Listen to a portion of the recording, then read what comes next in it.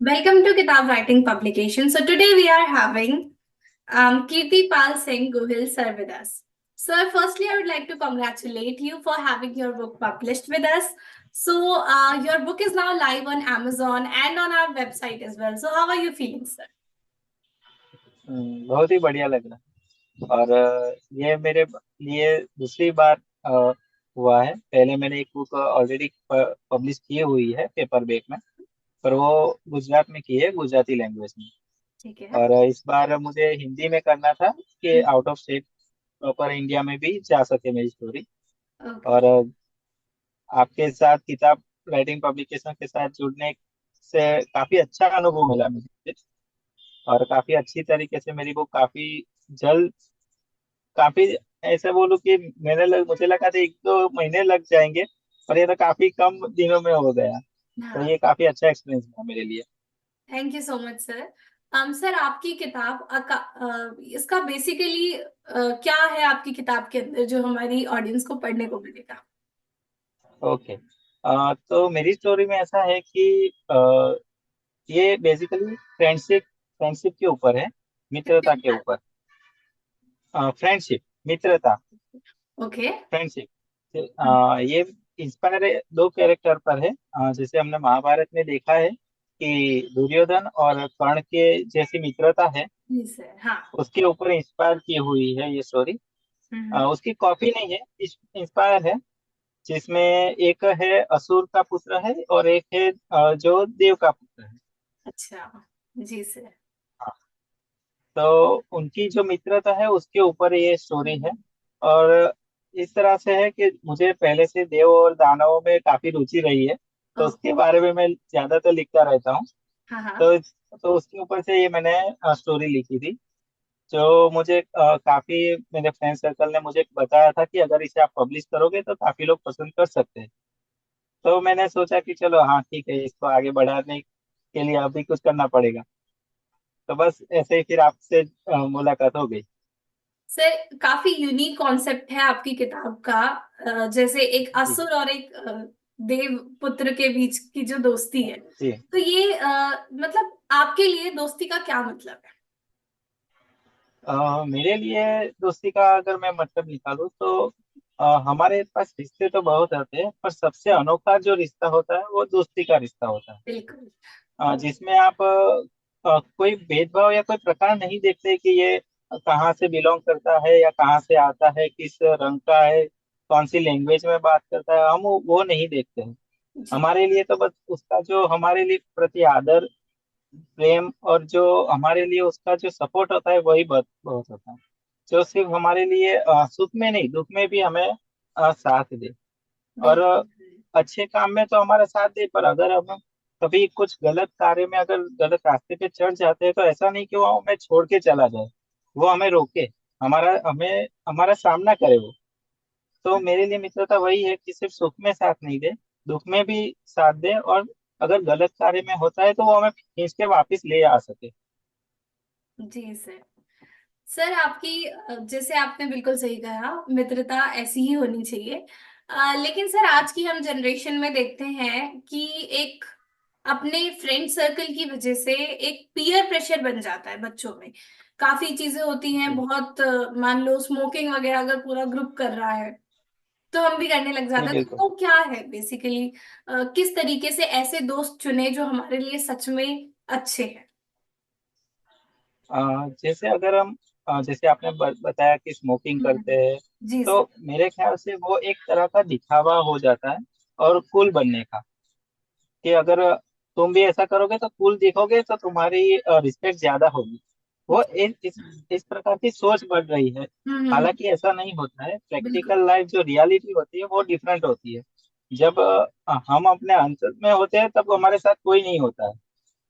Yes, हाँ। तो मेरे ख्याल से तो आज की जनरेशन को ये बात सोचनी चाहिए कि आपके जो दोस्त है वो हम्म। किस तरह से है, और आप अपने दोस्त के साथ कैसे रह रहे हो। अगर वो गलत कुछ कार्य कर रहा है, जैसे हाँ। कुछ आपने बताया कि कुछ एडिक्शन है, अगर वो गलत है तो आप उसे बताओ कि भाई ये गलत है। बिल्कुल। अगर वो समझता है तो ठीक है, नहीं तो आप एक प्रयास करो, दो प्रयास करो, अपने हो सके उतने प्रयास करो, अगर फिर भी नहीं मान रहा है तो फिर आप उससे दूर रहो, क्योंकि आपको पता हो, चल जाना चाहिए कि वो सुधरना नहीं चाहता है। अगर वो नहीं सुधरना चाहता तो फिर आपकी लाइफ ही बाद में बिगड़ने ही वाली है। बिल्कुल। तो इससे बेटर है कि आप ऐसे ही दोस्त चुनो जिससे आपकी लाइफ ग्रो करे, बढ़े आगे। ऐसा ना हो कि आप रुक जाइए। तो इस तरह से होना चाहिए। सर आपकी लाइफ में अभी तक जैसे आपकी लाइफ में ये राइटिंग की जर्नी स्टार्ट कैसे हुई? आपने लिखना कब शुरू करा, कैसे शुरू करा? तो वो पूरी स्टोरी बताइए। एक्चुअली क्या है कि मैं तो बचपन से ही लिखता आया हूँ। हम्म। मुझे बचपन से ही लिखने का बहुत शौक है। होमवर्क भले ही मैं ना करूँ पर अपनी कहानियां मैं जरूर लिखता रहता था। तो इस तरह से होता था कि हम बचपन से ही कुछ ना कुछ कल्पना करते हैं ऐसी दुनिया की जहाँ पे हमें इस दुनिया से अच्छा कुछ मिले। बिल्कुल हाँ। कई बच्चे ऐसा करते होते हैं कि हाँ। हमारी दुनिया ऐसी होनी चाहिए, हम ऐसे होने चाहिए। पर तो मैं जो कल्पना करता था वो, तो उसको मैं लिख लेता था, क्योंकि रियलिटी लाइफ कुछ अलग ही होती थी। पर बिल्कुल। काल्पनिक कहानी में तो काफी अच्छा रहता था, मैं अपनी दुनिया बना सकता था उसमें। तो बस ऐसे ही होता था कि पहले मैं अपने लिए लिखता था, फिर दो चार लोगों को अच्छा लगने लगा कि तुम्हारी कल्पना शक्ति अच्छी है, तुम्हारी स्टोरीज अच्छी है, तो तुम लिखो। तो मैंने कहा चलो, अपने लिए तो मैं लिख ही रहा हूँ, पर हाँ। जिनको मेरी कल्पना अच्छी लगती है, मेरी स्टोरी रचनाएं अच्छी लगती है, तो चलो अब मैं उनके लिए भी लिखता हूँ। तो फिर वो चाहे अब एक हो, 100 हो या 1000 हो, जिनको मेरी कल्पना रचनाएं अच्छी लगती है तो मैं उनके लिए लिखता रहूंगा। Amazing sir, that's amazing. Sir आपकी किताब का नाम अकाट सुर एक बहुत अलग सा नाम है, तो ये आपने कैसे सोचा, ये जी। कैसे आया ये दिमाग में? एक्चुअली जो भी कहानी में लिखता हूँ, तो हाँ। सबसे पहले या तो कहानी लिखने के बाद मेरा सबसे अगर हार्ड क्वेश्चन कहे तो यही होता है कि मैं कहानी का टाइटल क्या रखूं। और मेरे लिए हमेशा ऐसा रहा कि अगर मेरी कहानी 100 कहानियों के बीच है, मेरी बुक 100 कहानियों के बीच है, तो वो अलग दिखनी चाहिए। बिल्कुल फिर हाँ। चाहे वो एकदम छोटी बुक क्यों ना हो।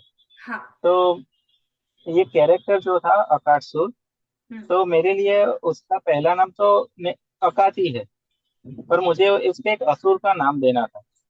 और जो उसका जो मित्र है सूरसेन, वो उसको प्रेजेंट करने के लिए मुझे एक दो नाम चाहिए थे। और उस कैरेक्टर को भी प्रेजेंट रिप्रेजेंट करने के लिए एक नाम चाहिए था। हम्म। जो तो एक दो नाम मिलकर मैंने सोचा कि अब ऐसा करता हूँ कि ये असुर ऐसा है कि जिसकी कोई काट नहीं है। अच्छा। तो इसके लिए मैंने फिर आकाशसुर रखा, जिसमें अकाती का आकार भी आ गया और सुरसेन का सुर भी आ गया। Okay, that's amazing. नाइस। जी। ओके सर, सर जैसे आप, जिस तरह से आपकी किताब है वो देख के बिल्कुल ऐसा लगता है कि आप हिंदू जो भी स्क्रिप्चर्स हैं, जो हमारे उपन्यास होते हैं, जो भी होते हैं, आप उनसे काफी इंस्पायर्ड हैं। तो आपकी जी नजर बिल्कुल। में जो भी ये उपन्यास होते हैं वो बेसिकली क्या है, या जो भी हम स्टोरीज सुनते हैं, हम रामायण महाभारत में भी सुनते हैं कि असुर थे, ऐसा था वैसा था, रावण के 10 सिर। तो ये सब चीजें क्या सच जी। में सच थी, या ये सब भी कोई काल्पनिक था, क्या था ये? आप क्या समझते हाँ, आ, अगर ऐसा कहूँ कि अगर मानो तो सब है, नहीं मानो तो कुछ भी नहीं। हैं? बिल्कुल। पर अगर आपको लगता है कि ये मानने से मेरी जिंदगी में कुछ फर्क पड़ता है अच्छे नजरिए से, अच्छे रास्ते के जरिए, तो मेरे ख्याल से हमें मानना चाहिए। जैसे अगर रामायण की बात है, तो हमें पता चलता है कि प्रभु श्री राम ने किस तरह से अपनी पत्नी के लिए कितने कष्ट सहे हैं, जी सर। तब जाके वो अभी हमारे लिए पूजनीय बने हैं। बिल्कुल। अगर वो चाहते तो वो कर नहीं करते, वो राजा थे। पर उन्होंने अगर भगवान होकर भी इतने सारे कष्ट झेले हैं, इतने मर्यादा पुरुषोत्तम वो कहला है, तो हमारे लिए उनसे अगर हम थोड़ा सा रस भर भी अगर हम उनके जैसा बनने की कोशिश करें, तो हम्म। हमारे लिए हमारा जीवन अच्छा रहेगा, उससे कोई और भी इंस्पायर हो पाएगा। हमें रावण नहीं बनना है, हमें राम बनना है। तो मेरे ख्याल से ये सब हो चुका है, क्योंकि ये सिर्फ हम नहीं कह रहे, जो भी हमारे वड़वा थे, जो वडील हैं, जो अभी कर रहे हैं, जो अभी तो अभी का तो हाल ही का किस्सा है, जो अभी जय श्री राम के नारे लग रहे हैं पूरे भारत बिल्कुल में। सर हाँ। तो वो अगर किसी चीज के लिए अगर करोड़ों लोग अगर लाइन में खड़े हैं, उसको पॉजिटिव तरीके से देखने के लिए, तो मेरे ख्याल से वो सब ऐसे ही नहीं बोल रहे हैं, कुछ बिल्कुल। है। तो महाभारत भी हुआ है, और हमारे लिए तो ये बहुत ही गर्व की बात है। अगर दुनिया भर में सब अपने संस्कृति की बात कर रहे हैं, तो हमारी हाँ, संस्कृति तो बहुत पुरानी है।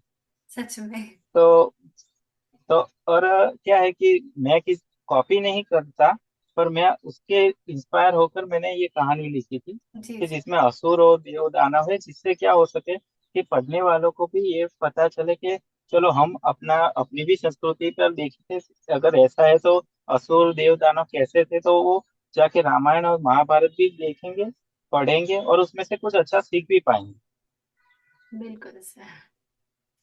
जी सर। सर जैसे हम बात कर रहे हैं असुर की, और तो मतलब ये जैसे हम जो एक कल्पना जिस हिसाब से जिस भी इंसान ने करी कि हाँ असुर है तो वो ऐसे दिखते होंगे या इस तरीके की, वो चीज जी। क्या है, वो सच में ऐसे दिखते होंगे या वो सिर्फ एक कल्पना है? अच्छा, अगर हम ऐसा माने कि अगर ऐसा कहूँ कि आपको भूत दिख रहा है, हम्म। अगर वो इंसान के जरिए दिखेगा तो आप डरोगे नहीं। जी बिल्कुल। आप ऐसा नहीं कहोगे, नहीं, आप ऐसा ही कहोगे वो इंसान है, वो भूत हाँ कैसे हो हाँ सकता है। हाँ। और अगर भूत गायब हो सकता है, अगर वो उसकी बड़ी बड़ी आंखें हैं, तो आप मानोगे कि हाँ भाई ये भूत है। बिल्कुल हाँ। तो एक कैरेक्टर की अपनी एक पहचान होती है। अकासुर में अगर आपने अगर पढ़ा हो, तो अकासुर एक इंसान ही है, पर जब वो अकासुर में परिवर्तित होता है, तो वो असुर बनता है। तब लोगों को लगता है कि ये एक असुर है, मानव नहीं। सर मतलब तो इसको इस हम तरह ऐसे से। भी, सर मतलब हम इसको ऐसे भी समझ सकते हैं जैसे बाइपोलर डिसऑर्डर होता है, कि एक ही इंसान है, स्प्लिट पर्सनालिटी डिसऑर्डर होता है कि जो भी चीजें हैं वो है हो आपके सकता अंदर ही, लेकिन कभी आप है। जी बिल्कुल। कुछ तरीके से बिहेव कर रहे हो, कभी आप किसी और तरीके से बिहेव कर रहे जी बिल्कुल। और जैसे अभी हम कहें कि अभी तो हमारे दो चार हाथ निकल नहीं सकते हो। हाँ। रियल लाइफ में, पर हर इंसान के अंदर एक देव होता है और एक दानव होता है। वो उसके विचार पर बाहर आते हैं। बाकी हम किसी को कह भी नहीं सकते कि भी आप अच्छे हो या बुरा, हम किसी को उनके क्या बोलते हैं कि प्रेजेंट करने से हम उनको बता नहीं सकते, पर जब वो ऐसा कर्म करते हैं, तब हमें पता चलता है कि इसके विचार अच्छे हैं या बुरे हैं। हाँ जी बिल्कुल, मतलब हाँ सही कह रहे हो आप, जैसे हर इंसान के अंदर हम अच्छे, कोई अच्छा या बुरा नहीं है, अच्छे और बुरे हैं, तो दोनों चीजें हमारे हाँ। अंदर है, लेकिन हम किस चीज को ज्यादा उभारना चाहते हैं वो हम पे डिपेंड करता है। जी। जी बिल्कुल। और ये सब हमारी संस्कृति पे, जो हम आपने बताया कि रामायण जो हमारी हम्म। संस्कृति है, महाभारत, भगवत गीता, वहां से हमें काफी सीखने को मिल सकता है कि अगर आपके पास चाहे कितनी भी शक्तियां हो, कितना हम्म। भी आपके पास धन दौलत हो, अगर आपके विचार अच्छे हैं, तो आपके पास अगर कुछ नहीं होगा फिर भी आप जीत सकते हो। पर आपके पास अगर सब कुछ है, पर आपके विचार अच्छे नहीं है, तो फिर आप सब कुछ हार भी जाओगे और खुद भी जाओगे। जी सर, जैसे हम जी। बात कर रहे हैं विचारों की, तो आपके हिसाब से एक माइंड और ब्रेन में डिफरेंस क्या माइंड और ब्रेन, तो ब्रेन तो चलो सभी में दिया हुआ है। है? जी। मतलब हर किसी जीव में ब्रेन दिया हुआ है, जो हम्म। फिट है ऑलरेडी, एक अगर हम बात बोले तो। बिल्कुल। और माइंड ऐसा है कि हम इंसान के पास पास जो माइंड है, वो सबसे ज्यादा ताकतवर है। ओके। हाँ। अगर हम ऐसा बोले कि आज हम हमारे पास बोलते हैं कि जू है, पर वो जू को क्यों है, वो एनिमल्स क्योंकि उनके पास माइंड नहीं है। अगर वो बोल सकते, हम्म। तो शायद हमें वो जू में फिट कर देते। बिल्कुल। पर आज वो हम उन्हें करे, तो इस तरह का माइंड है। आज हम चांद पर भी पहुंच गए हैं। हम्म। तो हमारा माइंड अभी इतने लेवल पर है कि हम चाहे तो इस दुनिया को अच्छा भी कर सकते हैं, और हो सकता है तो हम इस दुनिया को तोड़ भी सकते हैं। इसके लिए हमें किसी असुर की भी जरूरत नहीं हाँ बिल्कुल, क्योंकि वो असुर भी हम ही है, तो हम बिगाड़ भी सकते हैं, बना भी सकते हैं। है। जी बिल्कुल। जी। और माइंड का ऐसा है कि आप अपने विचारों से ही आप बना सकते हो कि आप आपका माइंड अगर आपने किस तरह से उसे तैयार किया हुआ है, अच्छे विचारों से। हम्म। माइंड और ब्रेन सबके पास है, होता है। कोई यूज करता है, कोई यूज नहीं करता है। कोई यूज करता है तो अच्छे के लिए भी करता है, कोई यूज करता है तो गलत कार्य के लिए भी करता है। और सब उसमें माहिर भी होते हैं। हाँ हाँ। जी जी, क्योंकि अगर हम बात करें आजकल जैसे साइबर क्राइम बहुत चल रहे हैं, तो वो भी किसी का दिमाग ही है जी। जिस तरीके से उसे यूज कर रहा हाँ है। हाँ, उसे शॉर्टकट में पैसे कमाने हैं, उसे किसी की हाँ। पड़ी नहीं है, तो वो उस तरह से इस्तेमाल कर सकते हैं। तो आप बात होती है हिसाब रुचि की। से तो आपके हिसाब से क्या माइंड कितना पावरफुल है? माइंड बहुत पावरफुल है, बहुत, और इसकी मैं तुलना नहीं कर सकता, इसके कोई ऐसे रेट नहीं दे सकता कि कितना हो हम्म। सकता है।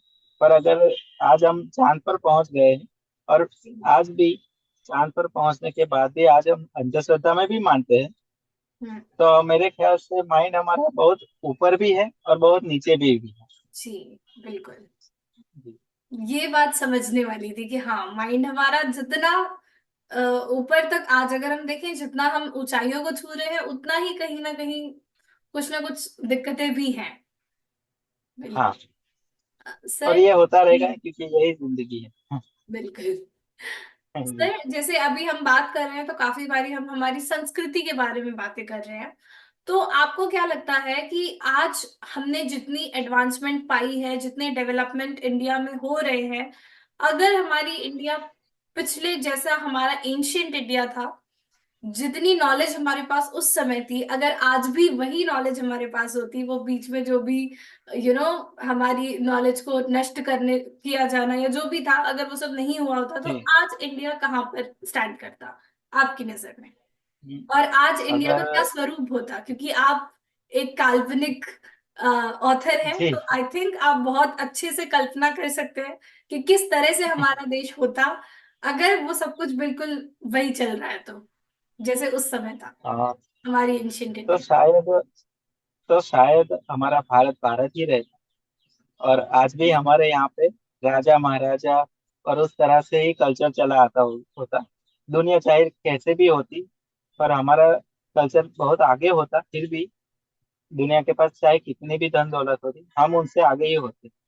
आज हम क्या है कि पिछले 1000 साल में जो बदलाव आए हैं भारत में, स्पेशल अगर हम बात हम्म। करें पृथ्वीराज चौहान के बाद ही ज्यादातर भारत में बदलाव हुए हैं। जी सर, हाँ। तो वो 1100 के साल से ही हम अगर सुने तो 1000 साल हो गए आज। तो 1000 साल में भारत बहुत बदल गया है, पर इतना अच्छा है कि उसकी जो संस्कृति है वो अभी नष्ट नहीं हुई है। बिल्कुल सर, हाँ। तभी हम आज, आप और मेरे जैसे लोग इतनी अच्छाई पर बात कर रहे हैं। जी सर। आज भी संस्कृति इतनी अच्छी से जुड़ी हुई है। दुनिया चाहे कितनी भी आगे निकल जाए, पर भारत एक ऐसा देश है जो हर तरह से समय के साथ चल रहा है, पर फिर भी अपने संस्कृति से कहीं ना कहीं जुड़ा हुआ है। और इसीलिए आज आप देख रहे हो कि इतनी कठिनाइयों के बाद भी मंदिर का इतना निर्माण अच्छे से हो रहा है, हो चुका है। और जी, अब हर बच्चा जय श्री राम के नारे लगा रहा है, वो भी अपने स्मार्टफोन के साथ। बिल्कुल। ऐसा स्मार्टफोन अभी दुनिया में सबके पास होता है, पर जो संस्कृति के साथ जुड़ रहा है, जो आवाज है संस्कृति के साथ जुड़ने वाले, वो आज हमारे भारत के साथ है, जो टेक्नोलॉजी और अपनी संस्कृति को साथ लेकर चल रहा है। Amazing sir. जी। आपके और इसीलिए थॉट्स दुनिया भी अब बहुत भारत को ज्यादा। देख रही है। जी सर। आपके हाँ थॉट्स जी, आप काफी बोलिए। इंटरेस्टिंग है, काफी अमेजिंग लगे मुझे। सर, जैसे एक फिक्शियस ऑथर बनना अपने आप में कैसा होता है? जैसे आप काफी कुछ इमेजिन कर पा रहे हो, बहुत क्रिएटिव दुनिया है आपके दिमाग में, तो वो सब कैसे होता जी। है? अगर किसी को बनना है तो वो कैसे बन सकता है? जी, वैसे तो मैं खुद को ऑथर कहता ही नहीं हूँ, क्योंकि ऑथर ऐसे होते हैं जो राइटर जो कहाँ कहाँ से कुछ ना कुछ निकाल लेते हैं। मेरी जो जिंदगी ऐसे चल रही थी कि मुझे दूसरी दुनिया ज्यादा अच्छी लग रही थी मेरी दुनिया के हिसाब से, जो आज की रियलिटी है।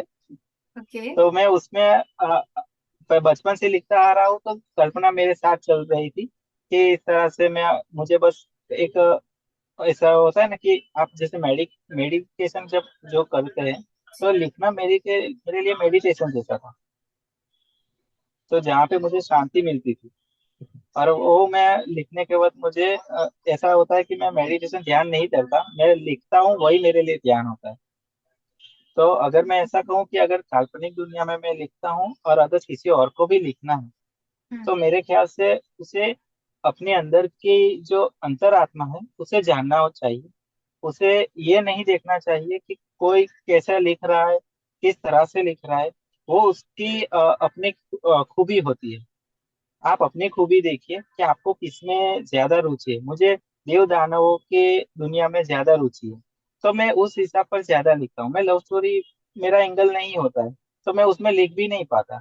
ये इसका मतलब ये नहीं मैं लव नहीं समझता, पर मैं उसको अच्छी तरह से लिख नहीं पाऊँ। हाँ हाँ। हो सकता है जो लव स्टोरी ज्यादा समझ सकता है वो लव स्टोरी अच्छी तरीके से लिख सकता है। बिल्कुल हाँ। उसमें हो सकता है वो देव दानव को भी ला सके। हम्म। तो आपको बस आपका जो नीश है, जो आपका इंटरेस्ट है, जो रुचि है, वो देखनी पड़ेगी कि आप आपको सबसे ज्यादा अच्छा क्या लगता है। अगर ऐसा है तो आप किताबें पढ़ो, मूवीज देखो, तो आपको पता चलेगा कि मैं कौन सी मूवीज ज्यादा देख रहा हूँ, किसे ज्यादा समझ रहा हूँ, किसे अच्छी तरह से रिव्यू कर सकता हूँ कि इसमें ऐसा होना चाहिए था, तो ये कहानी और भी अच्छी बन सकती है। अगर इतना आपको पता होता है तो आप कुछ भी लिख सकते हो। Amazing sir. Thank you so much for this amazing guidance sir. Sir आपने एक टर्म सुना होगा Ikigai. Have you heard it? हाँ जी जी। तो इसका क्या मतलब है और कैसे इसे ढूंढा जा सकता है आपकी नजर में? मतलब ऐसा क्या करें कि हाँ हमें भी पता चल सके कि हमारे लिए क्या सही है और हमें क्या करना चाहिए? क्योंकि आज की अगर आप जनरेशन को देखते हो, even if I talk about myself, we are all into that one stage कि हाँ सबके सब कंफ्यूज है। किसी को नहीं पता कि क्या जी। करना है, बस ठीक है वो भेड़ चाल चल रही है कि हाँ 12th हो गई, बीएससी करो, एमएससी करो, ये करो वो करो, ठीक है जॉब ले लो, हो गया खत्म। तो हम्म। ऐसे पूरे सिनारियो में कैसे समझे कि हमारे लिए क्या करना सच में जरूरी है, हमारा पर्पस ऑफ लाइफ क्या है? हम्म। अगर मैं ऐसा कहूँ, वैसे मैं कोई गुरु तो नहीं हूँ, पर मैं अगर अपने पॉइंट ऑफ व्यू से अगर बात करूँ, तो मेरे ख्याल से अगर आपको लगता है कि आपने आप जो नॉर्मल हमारा कार्य है वो हम साइड में रखते हैं, जॉब वगैरह, जो कुछ भी करियर वगैरह वो साइड में रखते हैं। अगर हम अपने आज के जो जन्म पे अगर हम ये कहे कि हमारा जन्म कुछ कारण की वजह से हुआ है, आज मैं इस 21st सेंचुरी में अगर मेरा जन्म हुआ है, और मुझे मेरे ख्याल से मैं ऐसा कुछ ऐसा कर सकती हूँ जो आगे आने वाले 100-200 साल में तक भी अच्छा उसका नाम रह सकता है। जी। जैसे कि अगर मैं ये कहूँ कि मुझे लिखना अच्छा लगता है, हम्म। तो अगर मेरे लिखने से कुछ अच्छा हो रहा है मेरे जीवन में, मेरे परिवार के जीवन में, मेरी सोसाइटी के लिए, मेरे देश के लिए या दुनिया के लिए, अगर आपके कर्म से अगर किसी का भला हो रहा है, तो वो आप देखो कि आप कौन सा कर्म ऐसा कर सकते हो जो सिर्फ आप ही कर सकते हो, वो भी अच्छी तरीके से। हो सकता है ऐसा कर्म कोई और भी कर सकता है, पर बिल्कुल। ऐसा जरूरी नहीं है कि आप नहीं कर सकते। तो आपको बस क्या है कि जो दूसरे बोल रहे हैं उस पर ध्यान नहीं देना है। आप अगर आप इतना समझ सकते हो कि आप सही और गलत क्या है, तो मेरे ख्याल से आप खुद को पहचान सकते हो। इसके लिए आपको किसी और की जरूरत भी नहीं पड़ेगी। इतना तो हम आज के बोल सकते थे, छोटे बच्चे हैं, वो भी अभी तो इतना ज्ञान रखते हैं कि उसके लिए क्या सही है और क्या क्या गलत है। तो मेरे ख्याल से जो अगर आपको पता है कि हाँ मेरे लिए ये सही है, तो फिर आप वो कर लो। हो सकता है वो दुनिया के लिए गलत हो सकता है, पर आपके लिए आपको लगता है कि नहीं मेरे लिए तो ये सही है और ये मैं करूंगी या मैं करूंगा तो इससे मेरे परिवार में, सोसाइटी में और दुनिया में अच्छा उसका इम्पेक्ट पड़ेगा। आज अगर हम बात करें तो बहुत कम लोग होते हैं जिनके कर्म आज भी याद होते हैं। अगर मैं आपसे प्रश्न पूछूं कि दुनिया का सबसे बड़ा दानवीर कौन है, Done. जी। ऐसा नहीं है कि किसी ने दान कभी किया नहीं, अभी भी को लोग करोड़ों में दान कर रहे हैं। पर आप मुझे बताइए कि क्या कर्ण के सामने कोई आ सकता है अभी भी कि जो नहीं। उसने दान किया। भीष्म प्रतिज्ञा किसने ली थी? भीष्म। प्रतिज्ञा सब ले रहे हैं, हाँ। पर वो इम्पेक्ट था कि ऐसा कुछ करो जिससे आपको लोग, कम से कम दुनिया नहीं तो आपकी आने वाली पीढ़ी दर पीढ़ी आपको बुलाए कि हाँ मेरे जो वडवा थे, जो मेरे फॉर फादर से, फॉर मदर से, वो उन्होंने ऐसा कुछ किया था जिनके वजह से आज हमें भी दुनिया में ऐसा कह सकते हैं कि हाँ हम यहाँ से बिलोंग करते हैं। अगर ऐसा नहीं, पर फिर भी अगर ऐसा तो कर ही सकते हैं कि हम अपने जब मृत्यु के द्वार पर खड़े हो तब हमें ऐसा लगे कि मैंने जिंदगी में ऐसा कुछ किया था जो दूसरों से परे था। सर जैसे तो हम बात कर रहे उसकी हैं मुझे अभी। खुशी है। हाँ जी हाँ, सर, जी। बोलिए आप। हाँ, तो कहने का अर्थ ये था कि आप कुछ ऐसा करो जिससे ना आपको खेद रहे, ना दुनिया को उससे कोई खेद हो कि ये ऐसा कैसा कर लिया। तो उसका फायदा मिलना चाहिए सबको। जी सर, जैसे हम बात कर रहे हैं अभी दान की, और हमने कहा कि हाँ कर्ण का दान सबसे बड़ा था, और हम सब जी। मानते हैं, बिल्कुल मानते हैं। लेकिन सर अगर जी। हम आज के उसमें देखें या कभी भी देखें शुरू से लेके अब तक, तो हम जो हमारे सैनिक होते हैं जो हमारे लिए लड़ाई करते हैं, अपनी जानें जी। गंवाते हैं, वो सब उनका दान क्या इतना बड़ा नहीं है? और क्यों हम उनके दान को उस लेवल पे याद नहीं रखते? मतलब ठीक है, हम बोलते हैं कि हाँ सैनिकों की रिस्पेक्ट करो, सब करो, सैल्यूट करो जब भी दिखे, सब कुछ है। लेकिन अगर मैं आज खुद से भी पूछूं कि हाँ एक सैनिक का नाम बताओ जिसकी तुम्हें याद हो कि हाँ इसने दी है जी कुर्बानी, बिल्कुल। तो नहीं नाम आएगा, जुबान पे नाम भी नहीं आएगा कि हाँ पर्टिकुलरली कौन सा सैनिक था। ऐसा क्यों है? हम क्यों मतलब ऑब्वियसली हम सब रिस्पेक्ट करते हैं, लेकिन स्टिल उस लेवल पे रिस्पेक्ट क्यों नहीं है? होनी चाहिए। जी, आपने बहुत ही अच्छा प्रश्न किया है कि जो होनी चाहिए, क्योंकि आज के युग में हमें कर्ण नहीं मिल रहे, पर हम्म, कर्ण वो को तो भी कर्ण कर्ण की की, जैसे अगर ही। आप बोलो तो उन्हीं के तो कर्ण है बेसिकली, उन्हीं के कर्ण है वो। हाँ, हाँ बिल्कुल। और हमारे लिए वही कर्ण है जो हमारे लिए अपने बलिदान देते हैं। जी, और उनका वो नाम होना चाहिए, सबसे ज्यादा होना चाहिए। वही हमारे लिए सुपरस्टार है, वही हमारे लिए सेलिब्रिटी होने चाहिए। पर अब वो आज क्या ऐसा ही है कि जो दिखता है वही बिकता है। वही आज बात का है। युग विवाद, आज का युग मैं कलयुग नहीं कहता हूँ, ये युग विवाद का युग है। जहाँ विवाद है वही अभी अच्छा है, इस तरह से। पर जहाँ पे जो अच्छा कार्य करते हैं उनका नाम ज्यादातर नहीं लिया जाता, क्योंकि उसमें वो धूम धड़ाके नहीं होते। हाँ जी जी। सर। नहीं तो असल में तो जो आपने कहा वो होना चाहिए। जी बिल्कुल, वो आप सही है। सर आपसे बात करके बहुत ज्यादा अच्छा लगा, बिकॉज एवरीथिंग जो भी आप बोल रहे हो इट्स वेरी इंटरेस्टिंग, सुनने में बहुत अच्छा लग रहा है। इवन क्वेश्चंस तो इतने सारे आ रहे हैं कि I just want to continue बहुत सारे होंगे। Conversation for so long, but still because of time constraints, जी बिल्कुल।